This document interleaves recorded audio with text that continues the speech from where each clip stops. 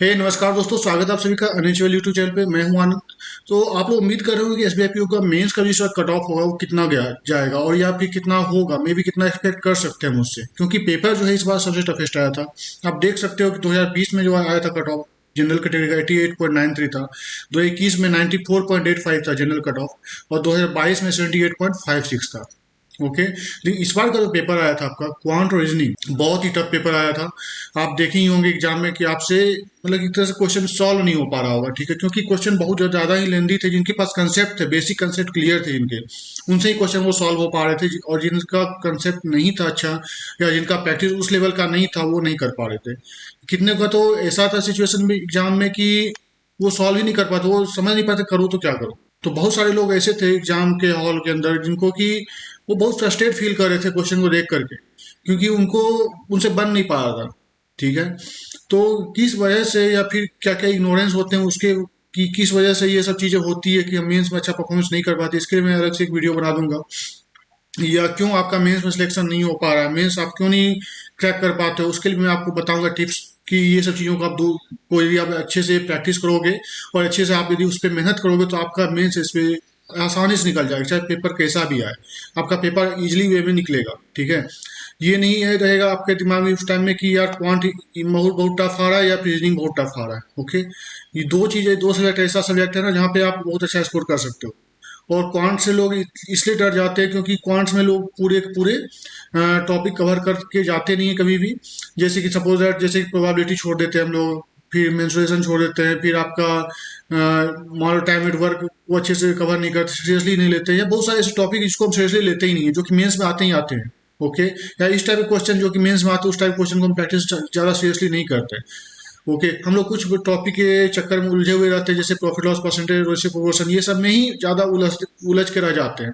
लेकिन जो स्पेशली जो मेंस के लिए जो पूछा जाता है कुछ क्वेश्चन, जो कि हमारे लिए दूसरे से लीड दे सकता है हमको मार्क्स में, उस पर हम फोकस ही नहीं कर पाते। तो इसलिए कहता हूँ, इसके लिए मैं एक अलग वीडियो बनाऊंगा। आप देखना कि आपका जो मैं बातें करूंगा उस वीडियो में, वो आप देखना कि आपको क्या वो जेन्युइन लग रहा है कि क्या लग रहा है। ठीक है, तो अभी बात करते हैं कि इस बार का जो कट ऑफ कितना जाएगा।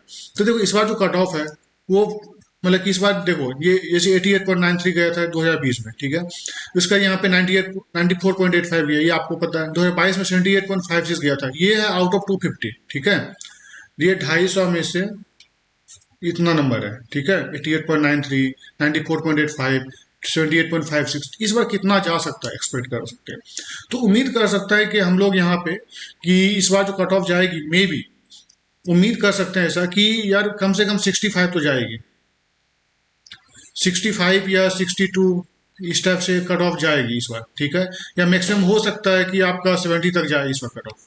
ठीक है, 70 तक कट ऑफ जा सकता है इस बार मेंस में, 70 तक इस बार कट ऑफ जाने की उम्मीद है। ठीक है, और यदि आप ये सोच रहे हो कि यार 50 कट ऑफ जाएगी या 55 कट ऑफ जाएगी, तो वैसा ज़्यादा उम्मीद नहीं है कि यार 50 कट ऑफ जाएगी, क्योंकि उतना मतलब उतना भी ये नहीं है कि उतना लो कर देगा कट ऑफ को। ठीक है, क्योंकि ऐसे बहुत सारे बच्चे जो कि बनाए हैं, अच्छे अटेम्प्ट किए हैं, 66 67 अटेम्प्ट किए हैं, बहुत सारे लोग 60 प्लस अटेम्प्ट किए हैं। तो इसलिए जो मार्क्स होंगे ना, तो मार्क्स जो आएंगे लोगों के वो 70 72 या फिर 60 65 ऐसे करके मार्क्स आएंगे। नॉर्मली वो रखेंगे कि 65 एक 65 के आसपास आपका कट ऑफ जाएगा इस बार। ओके, तो ये हम लेके चलते प्रडिक्शन कि इतना हो सकता है, क्योंकि पेपर टफ आया था।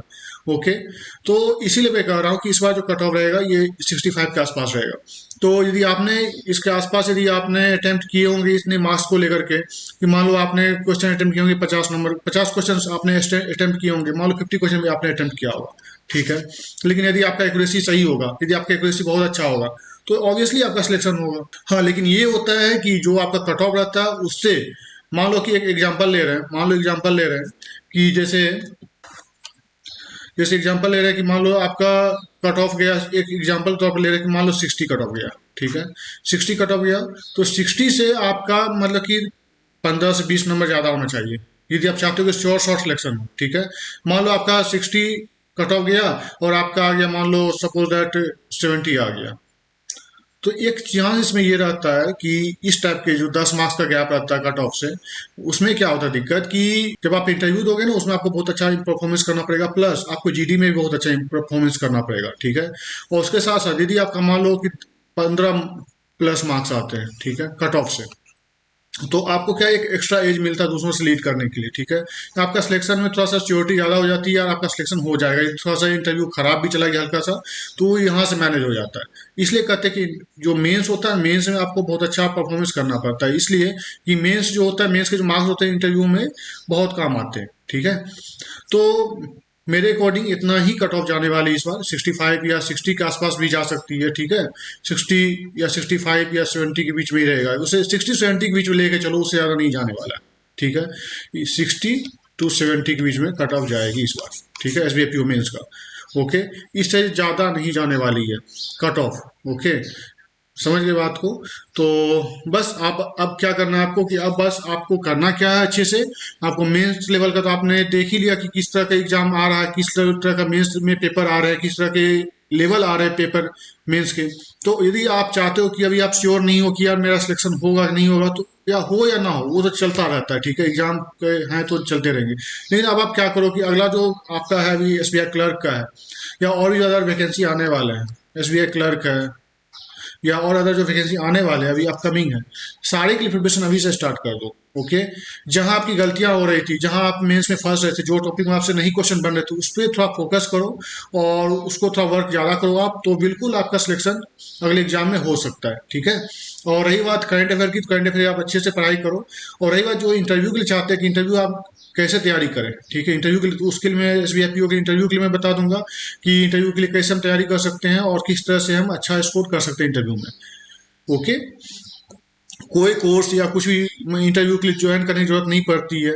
यदि आपके अंदर कुछ चीज़ों का मतलब कि एक तरह से होते हैं ना, कुछ चीज़ों को आप यदि माइंड में लेके चलोगे तो आपको कहीं भी जाने की जरूरत नहीं पड़ेगा। कोई भी कोर्स या फलना चिल्ला कुछ भी है वो आपको मतलब कि ज्वाइन करने की जरूरत नहीं पड़ती है। मैं सारी चीज़ बताऊंगा डिटेल में, इसके भी ऊपर वीडियो बना दूंगा, तो आप देखना जरूर उसको, ठीक है। तो मिलते हैं अगले वीडियो में। Thank you, have a nice day.